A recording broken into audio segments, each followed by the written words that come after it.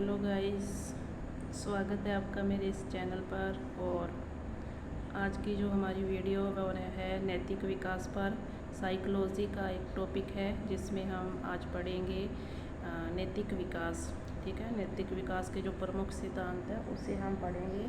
आज हम एक क्विक रिवीजन करेंगे और इस क्विक रिवीजन में हम सिर्फ रिवीजन करेंगे। ठीक है, तो इस वीडियो को शुरू करते हैं। अगर ये वीडियो आपको अच्छी लगे तो लाइक ज़रूर करना, चैनल को सब्सक्राइब करना। तो शुरू करते हैं आज का हमारा ये रिवीजन नैतिक विकास पर। आज हम सिर्फ एक सिद्धांत पढ़ेंगे, वो है कोलबर्ग का नैतिक विकास का सिद्धांत। ठीक है, तो नैतिक विकास के प्रमुख सिद्धांत। कोलबर्ग का नैतिक विकास का सिद्धांत 10 से 16 वर्ष के बालकों का साक्षात्कार लिया। ठीक है, कोलबर्ग ने इसमें क्या किया कि 10 से 16 वर्ष के बालकों का साक्षात्कार लिया। इसमें उन्होंने लघु कथा पर आधारित प्रश्न पूछता था। ठीक है, क्या करता था कि इस जो सिद्धांत में दिया है उन्होंने नैतिक विकास में, इसमें जो कोलबर्ग है उस पर लघु कथा पर आधारित प्रश्न पूछता था। और कथा कौन सी थी? यूरोप के हिंज की कहानी। यूरोप के हिंज की कहानी थी। यह सिद्धांत जीन पियाजे के सिद्धांत का विस्तृत रूप है। इस सिद्धांत में इन्होंने 3 स्तर व 6 अवस्थाएं बताई हैं। यानी कि जो कोलबर्ग का नैतिक विकास का सिद्धांत था उसमें इन्होंने 3 स्तर व 6 अवस्थाएं बताई हैं। और आगे हम इन्हीं 3 स्तर को पढ़ेंगे और इन 3 स्तरों में जो 6 अवस्थाएं हैं उनको हम रीड करेंगे। तो नैतिक विकास की अवस्था सभी में समान नहीं है। यानी कि उन्होंने कहा है कि जो 3 स्तर बताए हैं उनमें जो नैतिक विकास की अवस्था है वो समान नहीं है, अलग अलग है। तो पहला स्तर इसमें आता है प्राक रूढ़िगत नैतिक विकास का स्तर। ये कितना बताया इन्होंने? 4 से 10 वर्ष। कितने? 4 से 10 वर्ष के बालक में इन्होंने प्राक रूढ़िगत नैतिकता का स्तर बताया है। इसमें क्या कहा है कि बालक दूसरे लोगों के मानकों के आधार पर नैतिक व्यवहार करता है। बालक अच्छा या बुरा व्यवहार भौतिक परिणाम के आधार पर करता है। और इसमें जो अवस्थाएं दी हैं वो है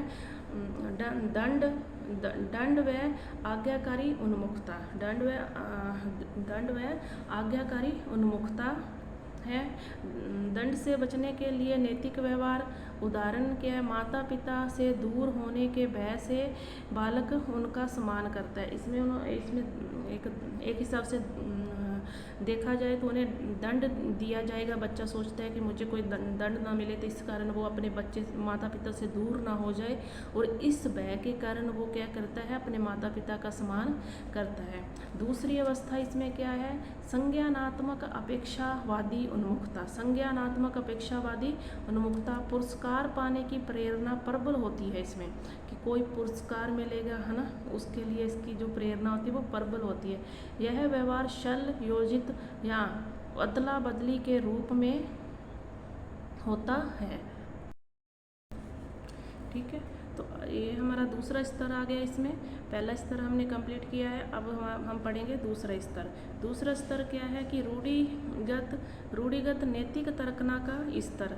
दूसरों के मानकों को अपना लेता है, इन्हीं मानकों से सही व गलत का निर्णय करता है। दूसरों की मदद करना ही नैतिकता मानता है। दूसरे स्तर में इसने क्या कहा है कि दूसरों के मानकों को अपना लेता है बच्चा, इन्हीं मानकों से सही व गलत का निर्णय करता है और दूसरों की मदद करना ही नैतिकता मानता है। इसमें दूसरे स्तर में जो अवस्था है उसमें क्या कहा है कि उत्तम लड़का अच्छी लड़की उन्मुखता, अनुमोदन तथा निरअनुमोदन की प्रेरणा विकसित हो जाती है। सामाजिक क्रम संपोषित उन्मुखता। दूसरा क्या है अवस्था?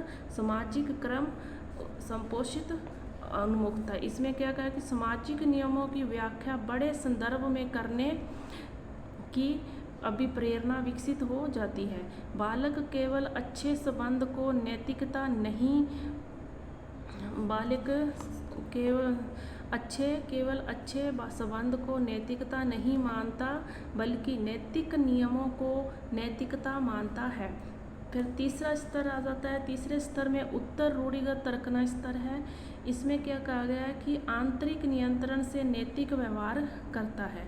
आंतरिक नियंत्रण से नैतिक व्यवहार करता है और नैतिक विकास का उच्चतम स्तर माना गया है इसे नैतिक विकास का उच्चतम स्तर माना गया है। इसमें अवस्था क्या बताई गई है? इसमें भी दो अवस्थाएं हैं। पहली है सामाजिक अनुबंधन की उन्मुखता।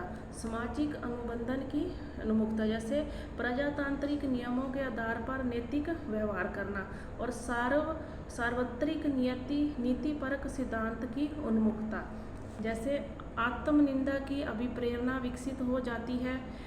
आत्मनिंदा की अभिप्रेरणा विकसित हो जाती है।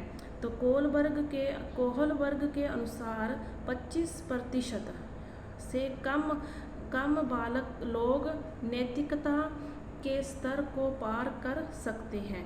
तो ये आज का हमारा जो टॉपिक था वो था नैतिक विकास के सिद्धांत पर। जो पहला सिद्धांत दिया था हमारे कोहलबर्ग ने, उस पर हम ये एक छोटा सा रिवीजन था। उम्मीद करती हूँ कि आपको वीडियो अच्छी हो। कहीं बोलने में या कुछ सही उच्चारण करने के ना हुआ हो तो उसके लिए क्षमा चाहूँगी। तो मिलते हैं नेक्स्ट वीडियो में। तो लाइक कर देना, चैनल को सब्सक्राइब करना। Thank you very much.